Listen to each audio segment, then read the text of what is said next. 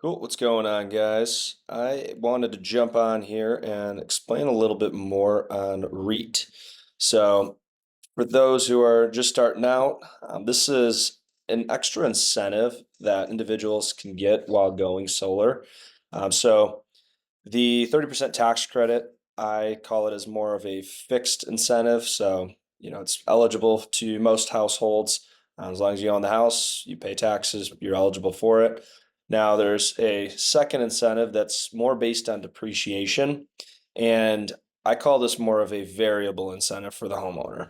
It generally will be different amounts based on taxable income, dependents, things like that. So, it really ultimately, the higher the income, the more room for deductions there are. So don't get into the weeds of this with the homeowners. Really just try to keep it simple and let them know there's two incentives. But without further ado, this is a normal proposal here. So we know click on create proposal. I'm going to just throw in the NFIN 25-year 399. So great choice. And then I'm going to just do regular blue power here. And then I'm going to go ahead and do high commission for the strategy. So we'll be skipping equipment, no battery on this. Just want to keep it simple. So we're going to pretend like this is a lead from the company, which means we're going to do $400 per kilowatt. Again, the suggested rate for any lead generated from the company is going to be 400, and then self-generated is going to be 750. So you'll see now that there's this new menu option, and it's a REIT incentive. And if you go ahead and click this, this will automatically add $750 to the total price.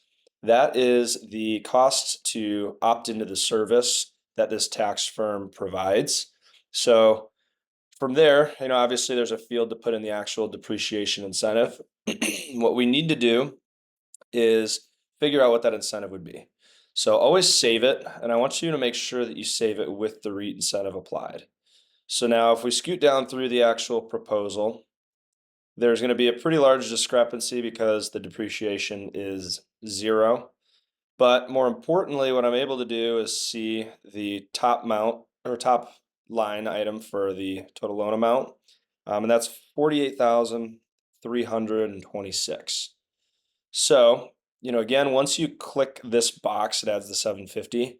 And because it is contingent on the total loan amount, you want to add that in. So then you might even just get a little bit more out of the REIT incentive. So again, 48,326. So we're going to go ahead and get started. 48,326. So I always just throw it in real quick, just so you don't forget it and you have to keep scooting back. But if you do, no problem.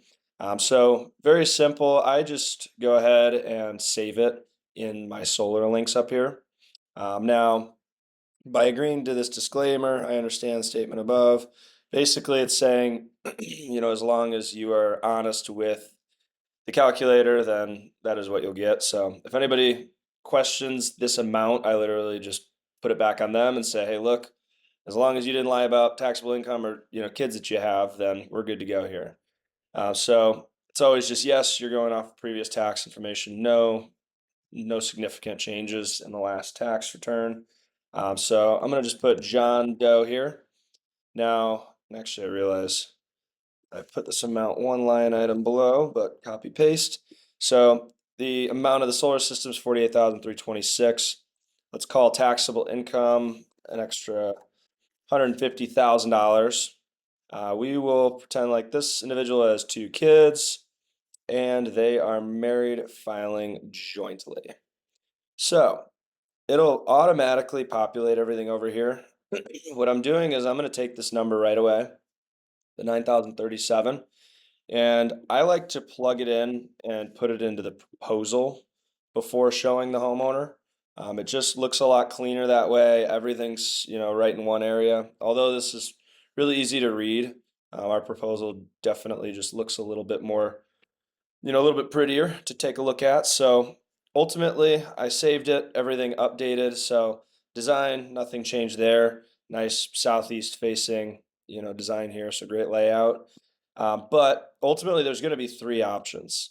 And I always outline kind of the best and worst case scenario. So with the variable and the fixed incentive, if you did want to keep all of the incentives, then you're going to be paying a higher amount at 263. Now, the first 18 months kind of acts like your grace period.